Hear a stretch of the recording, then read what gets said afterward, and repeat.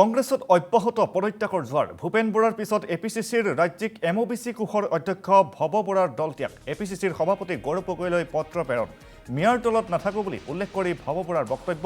ভূপেন বৰাই দলত্যাগ কৰাৰ পিছত অভিভাৱকহীন হৈ পৰিছে কংগ্ৰেছ দল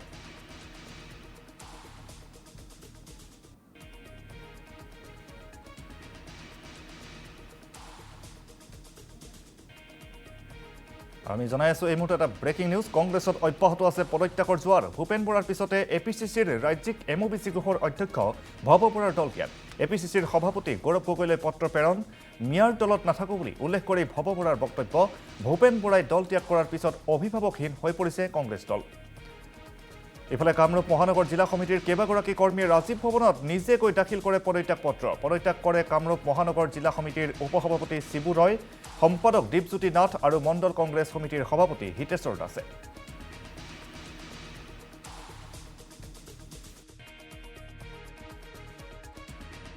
ইমান বছৰে আমি কংগ্ৰেছত নিস্বাৰ্থভাৱে দলৰ হৈ যিমানখিনি কষ্ট অৰিহণা আগবঢ়াইছিলোঁ আজি আমি অনুভৱ কৰিছোঁ গোটেইখিনি শূন্য কাৰণ আমাৰ অভিভাৱক স্বৰূপ ভূপেন বৰা ডাঙৰীয়াই যেতিয়া এই সিদ্ধান্তটো ল'লে তো আমি অভিভাৱকহীন হৈ গ'লোঁ আজি তেখেতৰ অনুপস্থিতিত আমি দলৰ যি নীতি আদৰ্শ তেওঁ উপস্থিতিত তেওঁৰ নীতি আদৰ্শ লৈ যি আমি আগবাঢ়িছিলোঁ দলৰ কাম কৰিছিলোঁ আজি তেওঁৰ অবিহনে আমাৰ সকলো শূন্য আমাৰ মূৰৰ ওপৰৰ পৰা যেন মুধস্থ নোহোৱা হৈ গ'ল আজি কংগ্ৰেছত কেৱল ৰকিবুল হুছেইন ডাঙৰীয়া তেখেতৰ যি মুছলমান কেন্দ্ৰিক ৰাজনীতি তেওঁ আৰম্ভ কৰিছে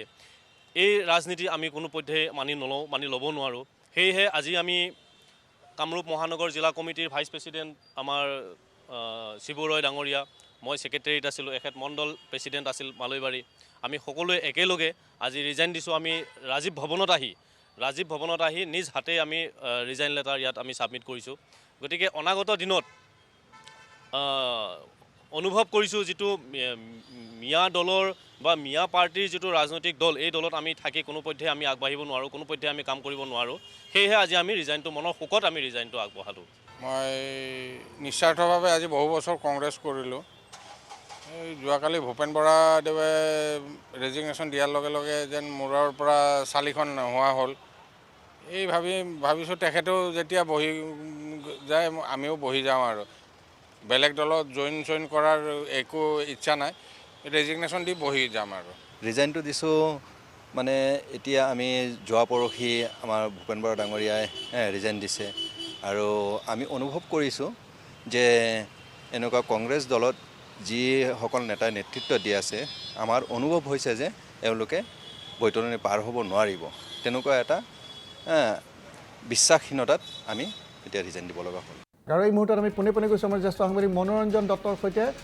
দত্তৰ ওচৰলৈ আৰু তেওঁৰ সৈতে এই মুহূৰ্তত আছে ভৱ বৰা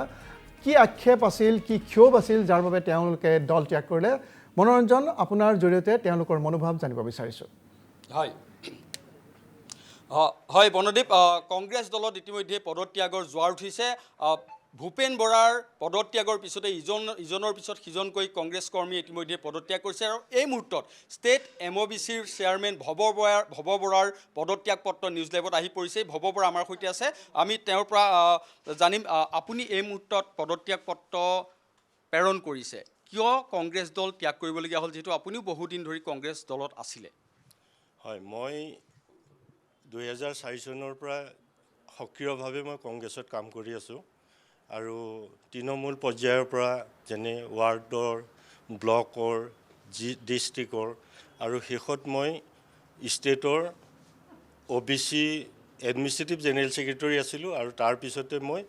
MOBC চেয়াৰমেন আছিলোঁ 2023 পৰা এতিয়া কথা হ'ল কি বৰ্তমান কংগ্ৰেছত যিটো আভ্যন্তৰীণ কন্দল চলি আছে সেইটোৱে গোটেই কংগ্ৰেছ পাৰ্টিটোক মানে অস্থিৰতাৰ ফালে লৈ গৈছে আৰু মানুহৰ মাজৰ পৰা মানে বিশ্বাস বোলা বস্তুটো যে আমাৰ কিবা আমাৰ ভাল দিন আহিব এই বস্তুটো মানুহে হতাশাত ভুগিছে এতিয়া কথা হ'ল কি ভূপেন বৰা সিদিনা তেখেতে ৰেজিগনেশ্যন দিলে ৰেজিগনেশ্যন দিয়াৰ পিছত তেখেতৰ সবিশেষ মোৰ আগত কৈছে তেখেতে কি কাৰণে তেখেতে পদত্যাগ কৰিবলগীয়া হ'ল সিদিনাখন যিদিনাখন তেওঁ পদত্যাগ পত্ৰ দাখিল কৰিলে তাৰপিছতে আমাৰ AICC নেতাসকল জিতেন্দ্ৰ সিং এনেকৈ আৰু আমাৰ CLP leader president Ripun Bora গোটেইখিনি আহি পেলানি তেখেতক এটাই ক'লে যে আপুনি ৰেজিগনেশ্যন শুনি ঘূৰাই লওক। পদত্যাগ কৰাৰ কাৰণটো কি কেনেকুৱা ধৰণৰ কথা হ'ল যাৰ কাৰণে আপুনি পদত্যাগ কৰিছে? হয়, মই পদত্যাগ কৰাৰ কাৰণটো মোৰ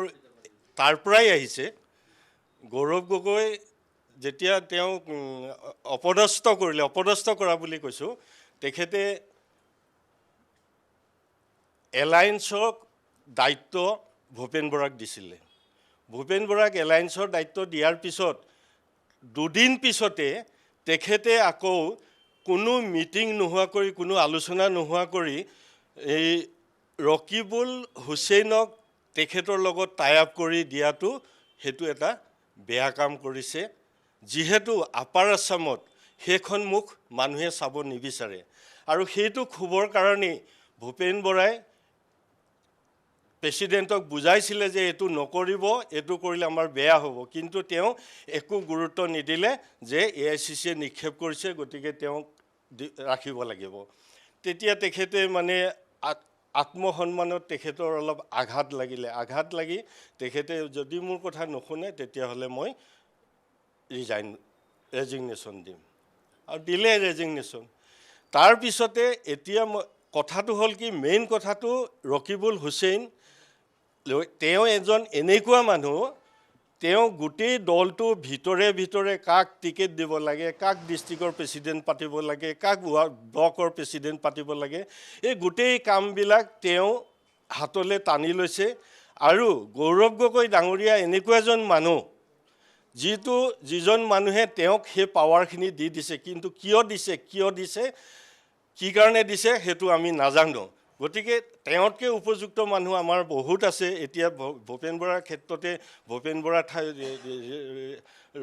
ৰকিবুলৰ ঠাইত যদি প্ৰদ্যুৎ বৰদলৈক দিলে হয় বা আমাৰ CLP লিডাৰক দিলে হয়, তেতিয়াহ'লে আমাৰ ক'বলগীয়া একো নাছিলে, তেওঁ বেয়া নাপালে হয়। কিন্তু এতিয়া কথা হ'ল কি, আমাৰ যিজন সভাপতি বৰ্তমান, তেওঁ যেতিয়া কংগ্ৰেছৰ দায়িত্ব লৈছিলে, ভূপেন বৰাৰ পিছতে তেওঁ যেতিয়া দায়িত্ব লৈছিলে, তেতিয়া মানুহে ভাবিছিলে ভাল এজন আমাৰ নেতা আহিছে, আমাৰ দলটো আমাৰ আগুৱাই যাব, আমাৰ এইবাৰ ভাল ফলাফল এটা পাম। কিন্তু যেনেধৰণে আশা কৰিছিলে কৰ্মীসকলে, তাৰ ওলোটাটো হ'ল। তাৰমানে প্ৰথমে ধানখেৰৰ জুইৰ দৰে তেওঁৰ মানে হেৰিটো মানে ৰাইজৰ প্ৰতি সমৰ্থনটো মানে ধানখেৰৰ জুইৰ দৰে উঠি গৈ আকৌ এতিয়া তললৈ নামি আহিলে। ইয়াৰ মূল কাৰণ হ'ল এজন অযোগ্য সভাপতি। অযোগ্য বুলি মই এই কাৰণেই কৈছোঁ, যেতিয়া এখন ষ্টেটৰ সভাপতিয়ে হওক বা এখন গাঁৱৰ সভাপতিয়ে হওক, তেওঁ সেই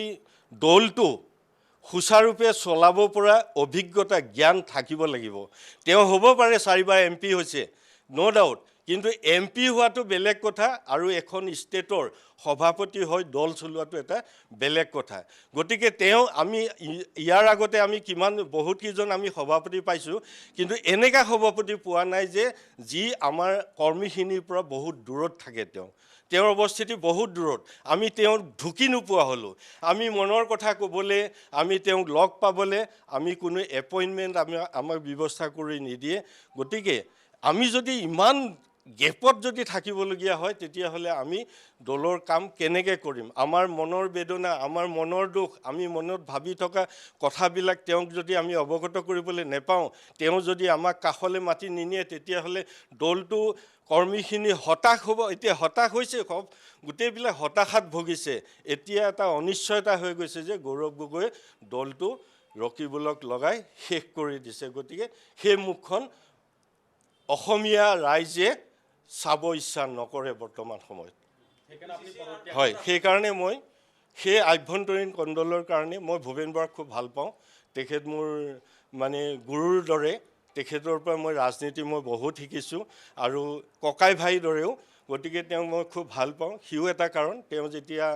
ৰেজিগনেশ্যন দিলে মই তেতিয়া তেখেতৰ লগত থাকিম বুলি ওলাই আহিলোঁ। কিন্তু যদিও ওলাই আহিছোঁ, কিন্তু এতিয়ালৈকে মই কোন দলত বা তেওঁৰ লগত যোগদান কৰিম নে নাই বেলেগত কৰিম, এই বিষয়লৈ মই এতিয়ালৈকে একো চিন্তা কৰা নাই।